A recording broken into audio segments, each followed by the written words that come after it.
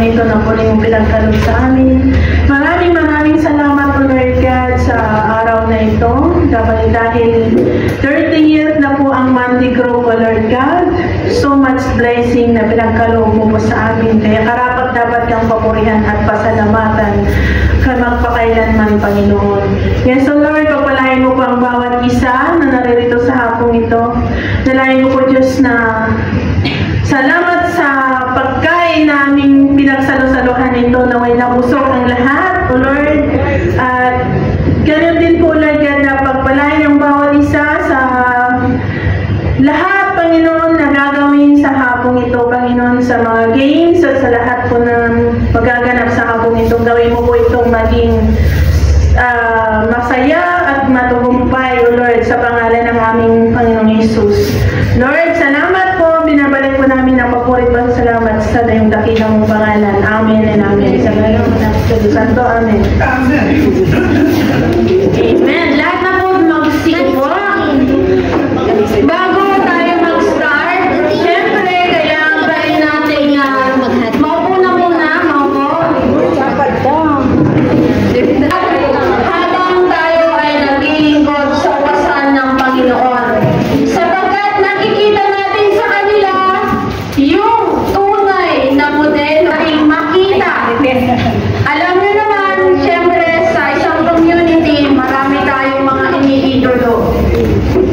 Ngayon po, mga inspirational na message, mensahe nila para sa atin na pangungunahan ng ating Mother Earth. Mother Earth na talaga namang maasahan sa lahat ng bagay. Nakikita niyo maraming tumatawag, Mommy, Dad, ay Mommy, Nanay, Mama. Sapagkat yan ay kadalasan na nating naririnig. So, una sa lahat, tinatawagan ko po ang ating Mommy, si Mommy Cindy.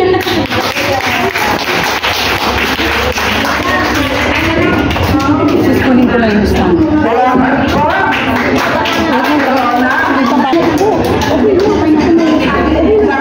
At balik naman natin lahat na ang tulong-tulong ng bawat isa ay mahigit pa sa pagkakita ng loob na pagbalik ng Panginoon.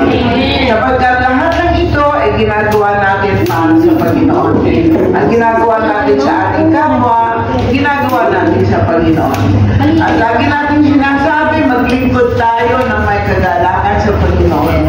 Totoo yun. Sapagkat hindi katanggap-tanggap sa Panginoon ang handog na hindi mula sa puso. So, mula sa ating puso, ihandog natin ang lahat-lahat sa Panginoon. Kahit nasa anong bagay, material, physical, o kahit nasa mga financial, huwag kayong manghihinayang na ang mga kagastusan na para sa ikatatagumpay ng gawain ng Panginoon o para sa mga lingkod ng mag-akay. Mag-akay tayo ng mga, lalo-lalo na yung mga nakikita natin na wala pa sa Panginoon. Hindi natin sila hinuhusgahan, subalit yung mga kakaibang kilos nila ginagawa, alam natin wala kay Lord.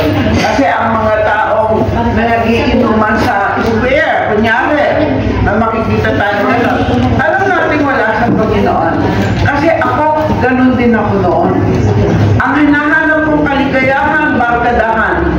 Yung mga inuman na yan, naranasan ko din yan.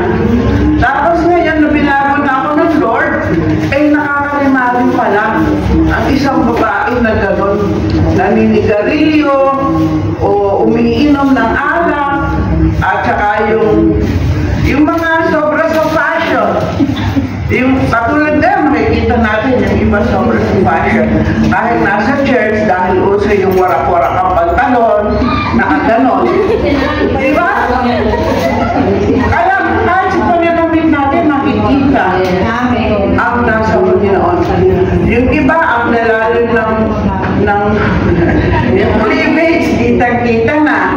Bakit? Sabay nagtingin.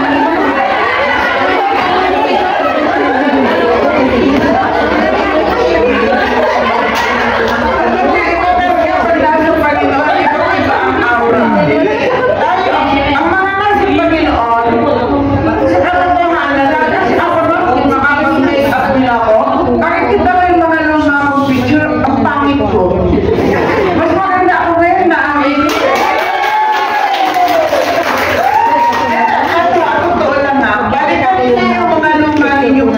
nang hindi pa kayo totoo sa Lord. Ang pangit! Ako napapangitan ako sa sarili ko eh. Oo. Pero pag nasa Panginoon, iba ang aura. Kahit wala kang make-up, eh talagang magandang tingnan. Ibang-iba doon sa... Kaya tanda natin, ibang-iba kaysa iba.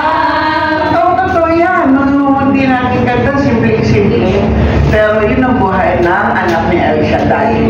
Kaya paglingkod tayo sa Panginoon, may kagalakan sa ating puso.